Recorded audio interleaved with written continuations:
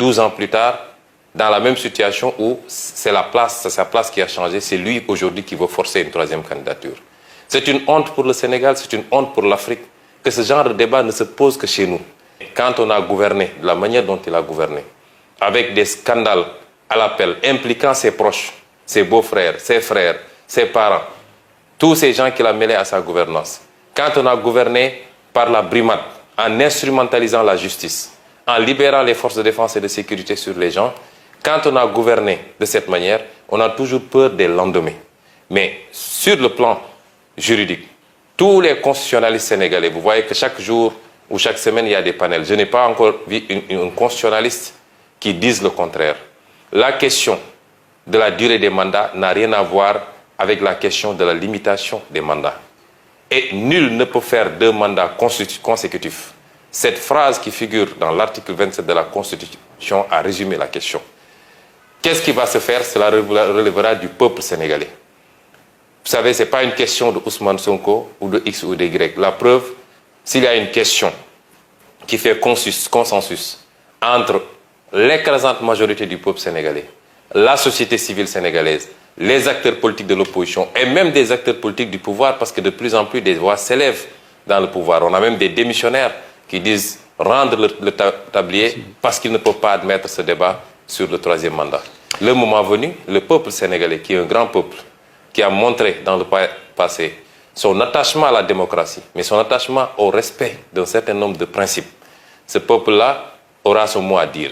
Monsieur Sonko, lors de votre candidature officielle, c'était au mois d'août dernier, vous avez accusé Macky Sall de susciter des dossiers de terrorisme, de rébellion, de viol imaginaire, fabriqués avec le soutien de la France. La France aurait donc participé à un complot contre vous? C'est grave ça comme accusation. Ce que je veux dire, c'est qu'aujourd'hui, il y a un comportement. Pourquoi on l'avait dit justement? C'était que parce que vous, en tout cas un de vos organes, en l'occurrence France 24, RFI, s'était déplacé à Dakar pour faire un reportage tendancieux contre ma personne en essayant d'exploiter ce dossier de viol. Et de manière totalement partielle. Et aujourd'hui, lors des dernières discussions, en tout cas, des échanges qu'on a eu hier avec des responsables de RFI, eux-mêmes reconnaissent ce traitement tendancieux. Et au-delà de RFI, qui aujourd'hui est une chaîne française, il y a un certain nombre d'actes que la France pose, qui nous fait penser, nous, opposition, de manière générale, que la France prend fait et cause pour Macky Sall, pour des raisons qui lui sont propres. Et sur ces problématiques-là, nous voulons appeler la France à revoir sa position. On a été dépeints comme étant des anti-français notoires. Nous n'avons rien contre la France, ni contre aucun autre pays. Nous avons un discours qui peut gêner parce que c'est un discours qui appelle à une rupture dans les relations. Il y a des traditions séculaires entre le Sénégal et la France. Mais il y a que ces traditions sont assises également sur des relations qui ne sont pas totalement roses pour le Sénégal. Nous sommes au XXIe siècle, le monde est en train de changer, je l'ai dit tantôt.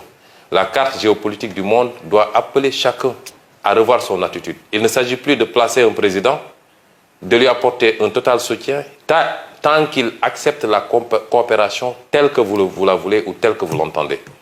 Nos pays aspirent à autre chose et nous voulons continuer des partenariats, mais dans le sens d'un partenariat gagnant-gagnant. Et ça appelle à une révision d'un certain nombre d'axes, au niveau économique surtout, mais également sur beaucoup d'autres plans.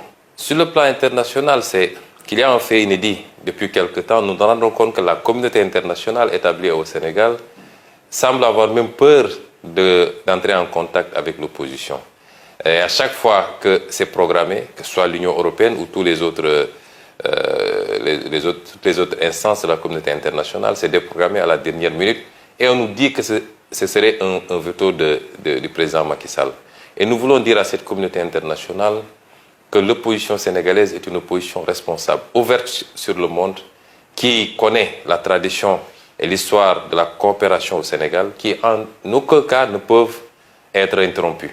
Mais que nous voulons des discussions beaucoup plus sereines, beaucoup plus ouvertes et orientées vers des partenariats constructifs et bénéfiques, c'est-à-dire des partenariats gagnant-gagnant dans la gestion de nos ressources naturelles, dans la passation des marchés publics, dans la gestion d'un certain nombre d'éléments extrêmement sensibles que nous avons en commun et en partage, et qui, mal gérés, rejaillissent sur les phénomènes que nous connaissons, notamment cette immigration qui pose problème à l'Europe.